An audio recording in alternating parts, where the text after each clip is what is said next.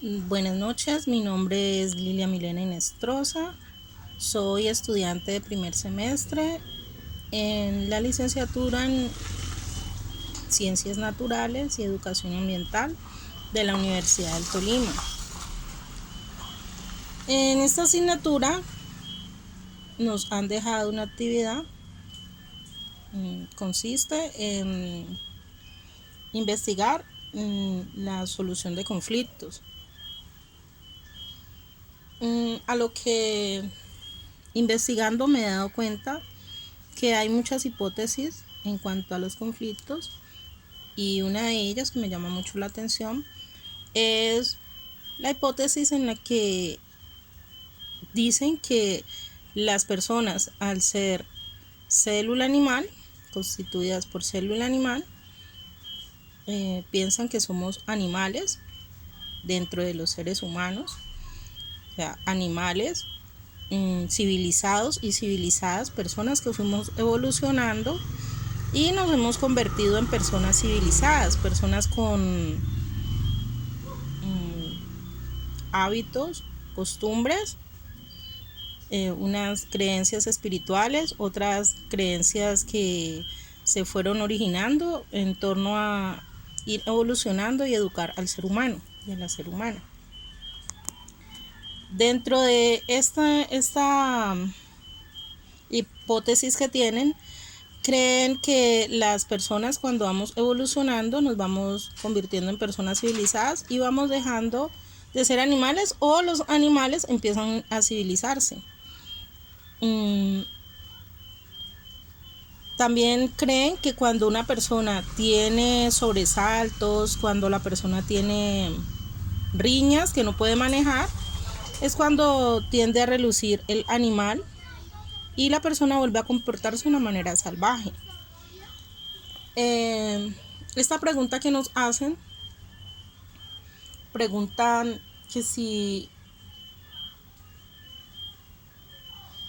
que qué es el conflicto, a lo que yo respondo que el conflicto es un desacuerdo, entre las personas involucradas y pues las personas para solucionar ese desacuerdo necesitan pues llegar a algún acuerdo, solucionarlo de alguna manera. La siguiente pregunta es, ¿qué es el manejo de conflictos? Cuando una persona no es capaz de manejar alguna situación, no está teniendo control, no está manejando el conflicto porque pues no tiene la manera o la capacidad de plantear una solución a lo que ocurre. Ahí hace muchos años descubrí una herramienta que elaboraron hace muchos años. Hay una herramienta que se llama la rueda de la vida y desde que la descubrí me fascinó. Me gustó mucho porque vi una forma organizada como tienen las diferentes áreas de la vida y la rueda de la vida lo que plantea es que cada área de la persona tiene un espacio, por lo que no deben de reunirse todas las áreas y formar un conflicto personal, sino que, por ejemplo, si una persona se congrega, es una persona creyente, una persona evangélica, o una persona que cree en Dios de alguna manera y tiene tiempos en los que va y hace parte de un grupo espiritual, esa es un área de la persona y pues es el área espiritual. También tiene el área de motivación, el área de amigos, el área de familia, el área de estudio, el área de salud, el área de pareja, autoestima, imagen personal, iniciativa personal, emociones, el ocio, o sea, el tiempo que dedicamos para hacer algún arte o alguna cosa que nos guste. Entonces, relacionando esto con la pregunta que nos hicieron, quiere decir que una persona que no puede manejar estos conflictos aún no tiene seleccionado, organizadas estas áreas. Porque si una persona es capaz de organizar estas áreas, quiere decir que esa persona, cuando surja alguna situación, va a tener la coherencia para poder solucionarla.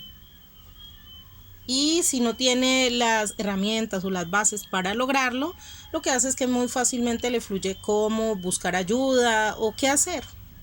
No se une al agresor y empiezan a reñir y volver una agresividad completa, no, sino que una persona que tiene manejo lo que hace es que soluciona muy fácil.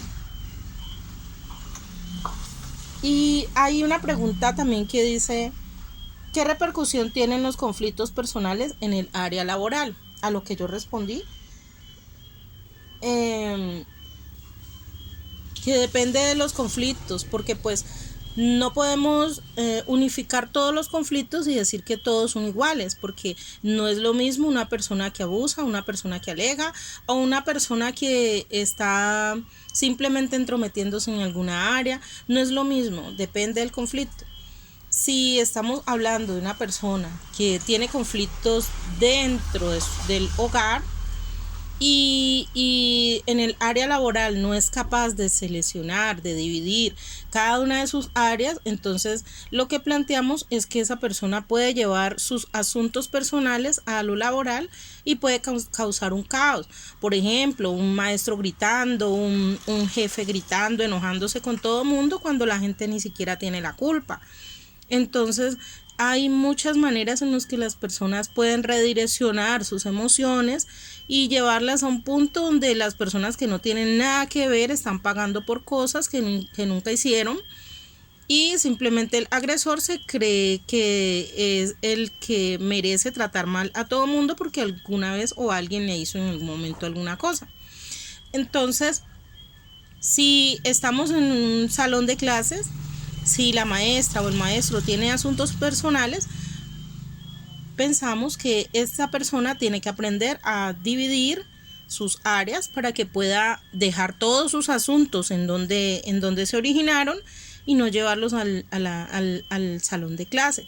Porque pues los alumnos y el grupo directivo, el grupo pedagógico no tiene nada que ver con el asunto, y sin embargo, si una persona no es capaz de dividir esos asuntos, puede llegar a riñas, a enojarse con los alumnos, a manifestar unas conductas diferentes dentro de la institución, sabiendo que no se deben hacer. No se debe hacer porque la persona tiene que tener autocontrol. También lo que plantean es qué repercusión puede tener los conflictos en el área laboral. Pues la repercusión es que la persona, si tiene una conducta así, lo que va a hacer es perder el empleo, porque la persona no todo mundo se le va a aguantar que ande una persona mal ubicando sus emociones y portándose mal y creyendo que todo mundo es agresor y peleando con todo mundo, agrediendo a todo mundo, embravándose con todo mundo sin que la persona tenga nada que ver en ese asunto. Entonces, si es algo relacionado con el abuso sexual, si es un hombre que le gustan todas esas cosas y lleva eso al trabajo, pues va a tener unas repercusiones de ley, van a tener que sancionarlo penalmente. Pero si es una persona que tiene conflictos personales, una riña con la mamá o con la prima o con el esposo, y lo lleva al trabajo, pues va a repercutir en que no va a poder hacer bien su labor, no va a poder llevar a cabo las labores que haya planeado dentro de la institución. ¿Por qué? Porque va a tener su mente y sus sentidos y sus emociones en lo que le ocurrió. Entonces, la solución de conflictos es muy necesaria, porque esto nos hace vivir una vida más coherente, más organizada. Para lograrlo, lo mejor es centrarnos en quiénes son los culpables de cada uno de los asuntos, porque no podemos decirle culpables a los alumnos si el esposo de la maestra fue el que le hizo todas esas cosas. No podemos decir que los alumnos tienen que aguantarle al maestro o a la maestra una conducta agresiva cuando ellos no tienen nada que ver y ellas no tienen nada que ver. Entonces, sí repercute y mucho repercute muchísimo. ¿Por qué? Porque una maestra y un maestro no podemos involucrar ninguno de esos asuntos. Entonces, pienso que lo primero es aprender a dividir todas esas emociones y no llevar a ninguna otra área diferente nuestras emociones. Simplemente dejarlas en cada área donde van. Muchas gracias.